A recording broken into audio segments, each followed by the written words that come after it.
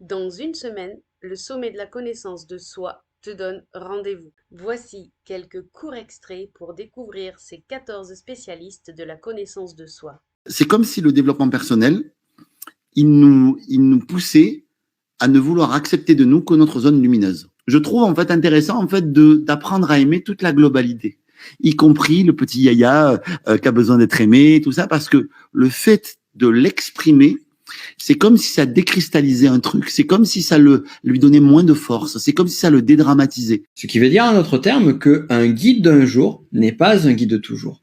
Et que certains guides sont nécessaires, indispensables à un certain moment de notre chemin et qu'ils passeront, qu'ils laisseront, qu'ils donneront le relais à d'autres guides. Donc ça peut être une discipline comme l'énagramme qui donnera le relais à une autre discipline qui est par exemple la spirale dynamique ou autre. Quand tu fais des maths pour des maths et qu'on te dit pas pourquoi dans la vie ça va te servir ou pourquoi tu fais du français, on te l'explique pas. En fait, je donne toujours le pourquoi. Parce que ça c'est pareil, c'est toujours la même chose. C'est moi quand j'étais petite que je demandais pourquoi, souvent on me répondait par un comment. Tout le monde se contrôle, tout le monde a un visage social. Tu sais, on essaie d'avoir un visage au boulot, un visage avec ses enfants, un visage avec son mec, avec sa femme. Moi, j'ai pris le parti d'être le même tout le temps.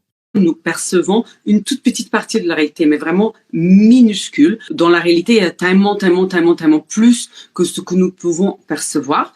Et en fait, c'est grâce à cette intuition qui est subtile qu'on obtient des informations. Et ben, quand on utilise ce sixième sens, j'ai envie de dire, et quand on calme notre mental, on arrive à se connecter à ce que j'appelle le grand soi, c'est-à-dire cette authenticité, cette personnalité authentique qui nous guide et qui est venue ici avec un sens. Comment fait-on pour écouter ses émotions? C'est une bonne question. C'est d'abord apprendre à créer du contact avec soi, apprendre à être bien avec soi, savoir être seul avec soi, non pas pour s'isoler, mais pour se connecter tout simplement à soi. Dans le développement personnel, on a tendance à aller chercher des réponses à l'extérieur.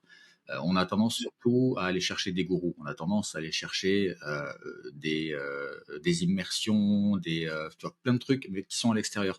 La connaissance de soi, c'est aller chercher ce qu'on a déjà en soi, le réparer si besoin, se comprendre et se reforger pour devenir la meilleure personne qu'on peut être. Et je pense que en ça, la connaissance de soi est plus efficace, et tu l'as largement prouvé, que le développement personnel. Et je dirais aussi qu'il y a moins de risques de dérive. 14 intervenants qui n'attendent que toi.